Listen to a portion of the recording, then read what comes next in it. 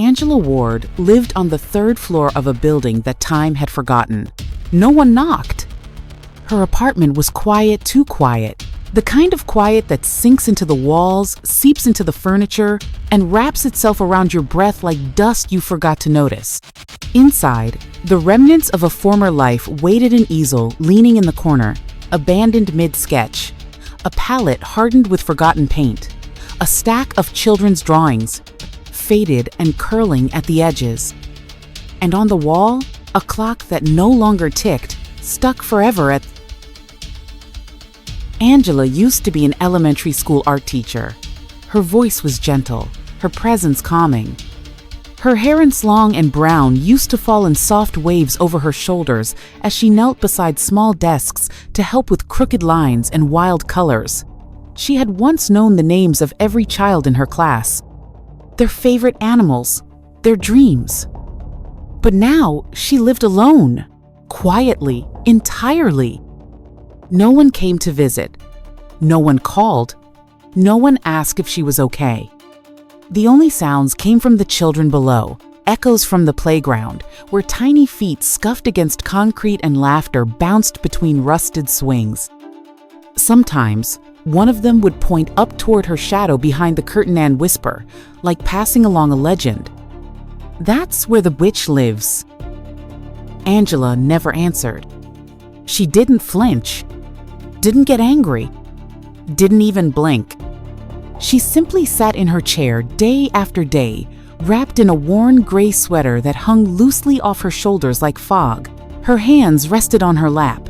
Her gaze remained fixed always on the 5th floor. The window just above hers, the Hayes apartment. She never looked away. Because Angela Ward listened, always.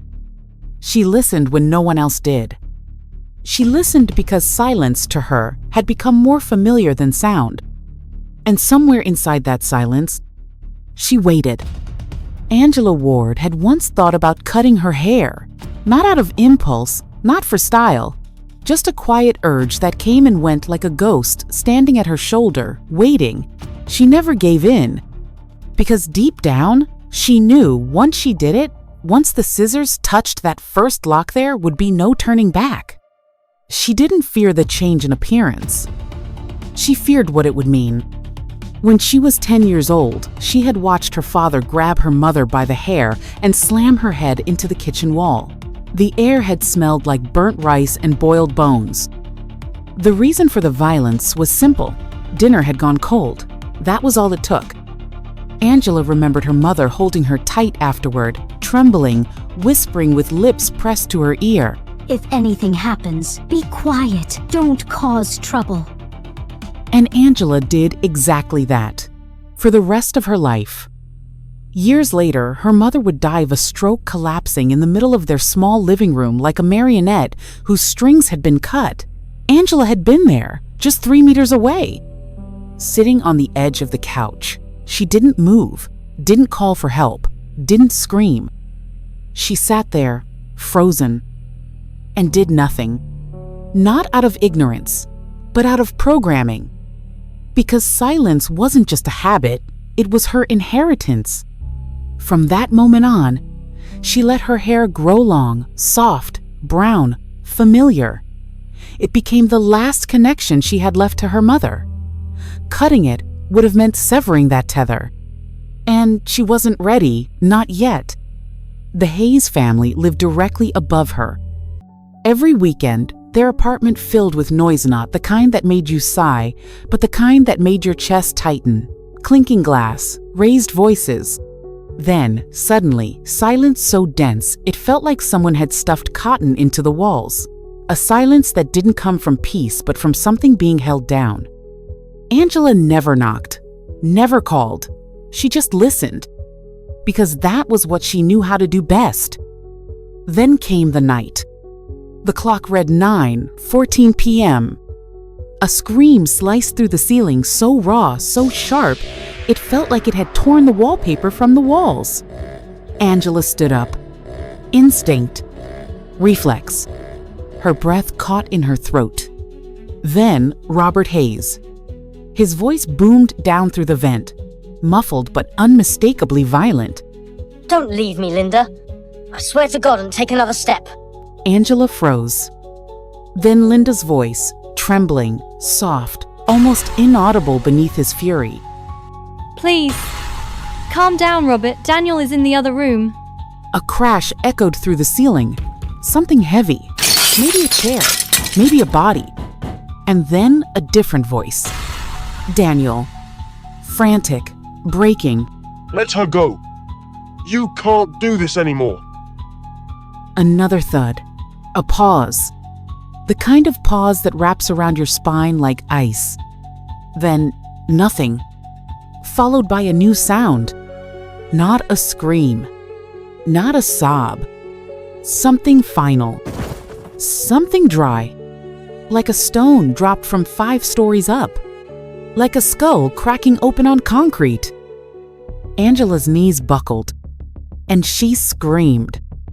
For the first time in years after, a lifetime of swallowing every sound she ever wanted to make her throat opened, and a scream tore out of her, raw and unfiltered. It didn't last long, but it was enough. Enough to shake the dust off the silence. Enough to make her visible. Because from that moment on, Angela Ward was no longer just a woman sitting behind a curtain. She had become a witness. The police arrived within minutes. Angela watched them from behind her curtain, not in fear, but in the same quiet way she'd observed the world for years. Detached, present, uninvited. Blue and red lights pulsed against her walls. Shadows of boots and batons moved across the pavement below. Upstairs, the door to the Hayes apartment opened with a shudder. Footsteps, radios, cold, professional voices. The hallway camera? Broken. No footage. No evidence. Linda Hayes sat on the edge of the sofa, unmoving. Daniel shaking, his knuckles red, face pale stood behind her like a soldier who'd survived the wrong war. Angela stepped into the hallway, gently, like stepping into a memory she wasn't sure belonged to her. A young officer turned to her. Clipboard in hand, blank face. Officer, polite, rehearsed. Ma'am, you said you live right below? She nodded. And you say you heard an altercation? Angela spoke softly, but without hesitation. I heard him scream. I heard the glass shatter. Then I heard her choking, and I heard the boy trying to stop him. The officer glanced up at the ceiling, then back at his partner. Officer. And you said you heard arguing? Did you see anything? Is there any video, audio, anything we can work with? We'll take your statement, ma'am. She shook her head once. Angela, quietly. But I hear everything. Every weekend, every scream, every silence. The officer offered a polite nod that didn't quite reach his eyes. Officer, we'll make a note of your statement, ma'am. That was all. They didn't dismiss her. They didn't believe her. They just moved on. Later, in the mailroom, someone whispered behind her back just loud enough to be heard. Neighbor, female, hushed. She's not stable, you know, since her mother died. Talks to herself. Watches people from the balcony. You can't trust that kind of person. The words weren't shouted, but they echoed.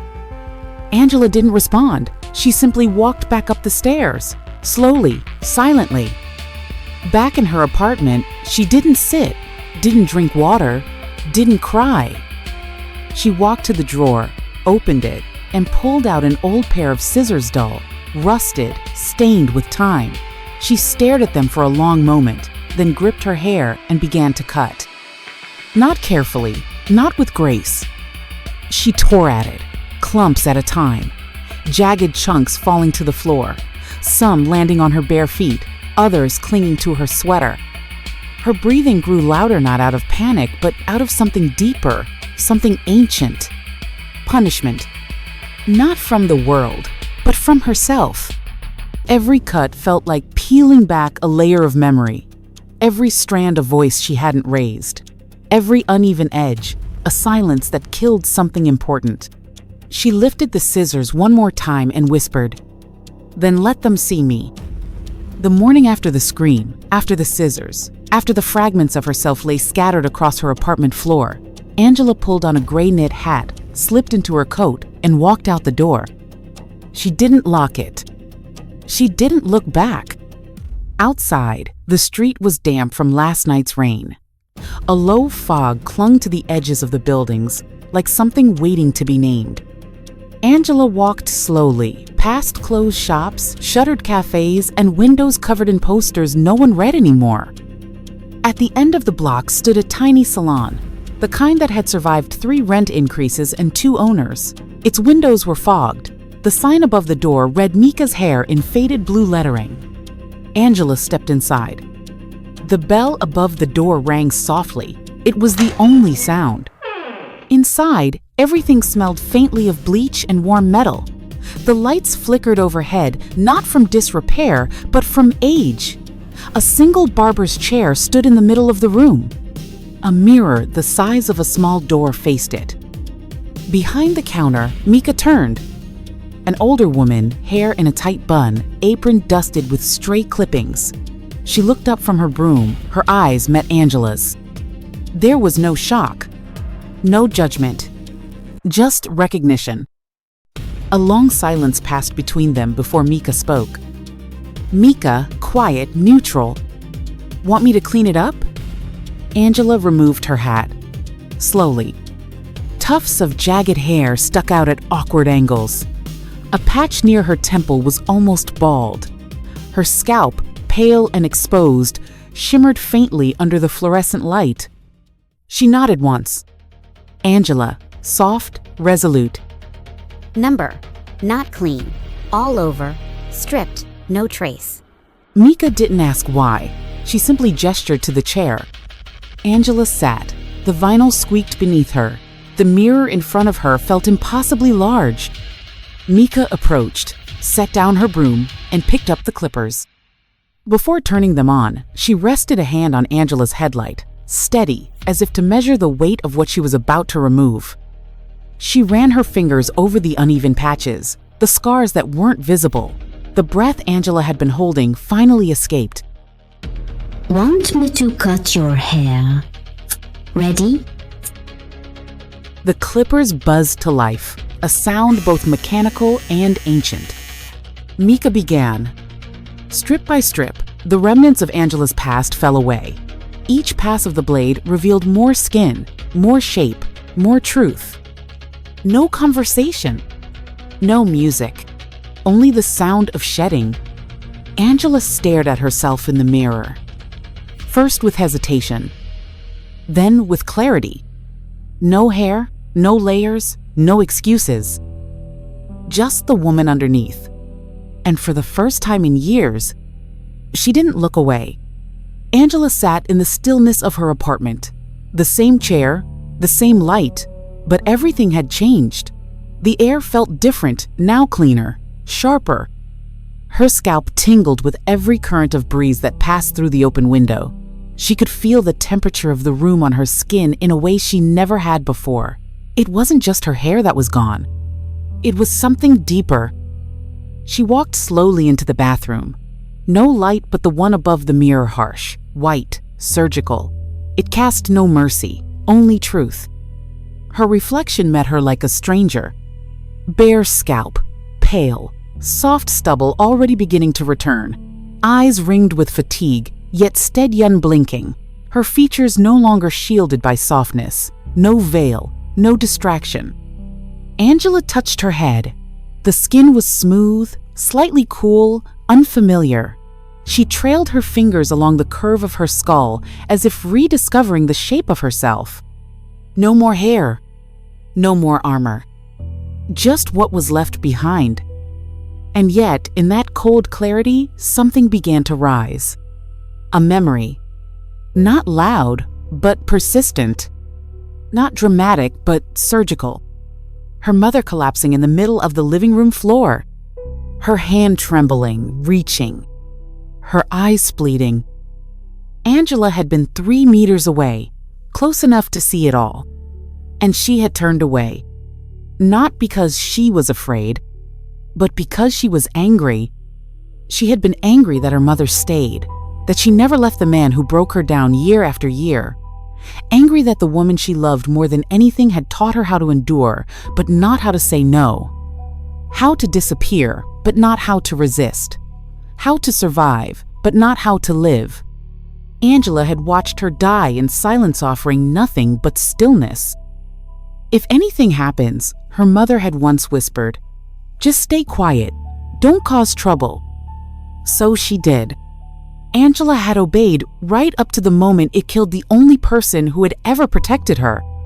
That obedience had curdled into resentment, and resentment into guilt, a guilt so old it had calcified into her bones. A quiet sentence no court had handed down, but one she had served nonetheless. For years, she had carried it behind her eyes, in the slope of her shoulders, in every nod, every silence, every time she swallowed what should have been a scream. And now, every time she heard someone dismiss a cry for help, every time she heard footsteps stop short of stepping in, she saw it again.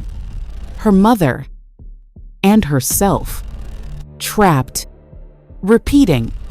Angela didn't shave her head to rebel. She didn't do it to shock. She didn't do it to speak.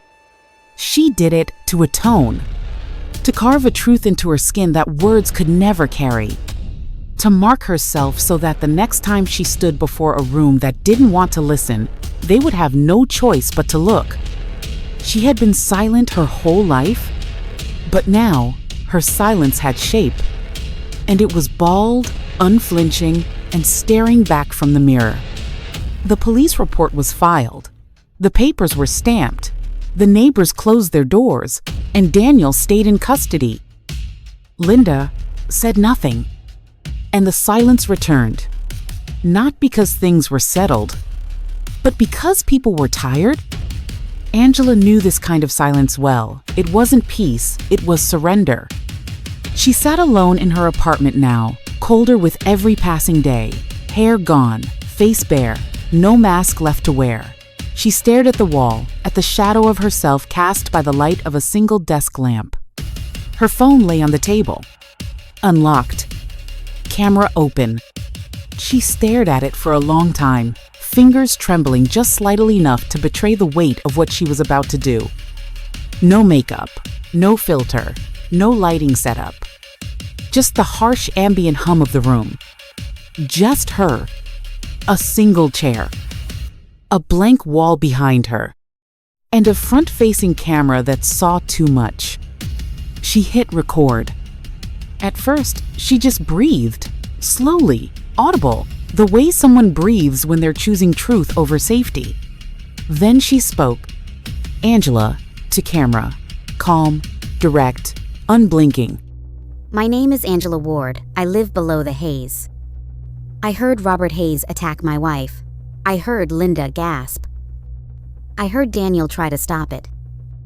And I heard a man fall from the 5th floor and hit the ground like he deserved it. She paused. Her hands clenched tightly in her lap white, knuckled. You don't believe me, do you? Because I live alone? Because I didn't smile at you in the hallway? Because I shaved my head, and now I look like something you don't want to see? She leaned in slightly. Eyes narrowed not with anger, but with precision. Then look at me. Look at my face. Look into my eyes. And tell me I'm lying. She stopped the recording. No edits. No second take. She uploaded it. And waited. The video spread like wildfire. Not because it was polished. Not because it was sensational. But because it was raw. Because it was human. Because for once, someone wasn't asking for attention. She was demanding to be heard. The press called her the woman who shaved her head for the truth. Some people mocked her. Others praised her. But most just watched in silence. Exactly the way they always had. And then something shifted. The case was reopened. The testimony reevaluated. The evidence reviewed. Daniel Hayes was declared innocent. Linda cried in court. Not because her husband was gone, but because someone had finally said out loud what she was never allowed to. Angela wasn't there that day. She didn't need to be. She sat on her balcony third floor, wrapped in a threadbare blanket, sipping cold tea, watching as the sun dipped behind the buildings. Below her, the place where Robert's body had landed was now covered in small flower pots, plastic, mismatched, unremarkable, but still alive. Angela closed her eyes, not to sleep, just to feel what silence was like when it no longer meant guilt. For once, it felt like peace.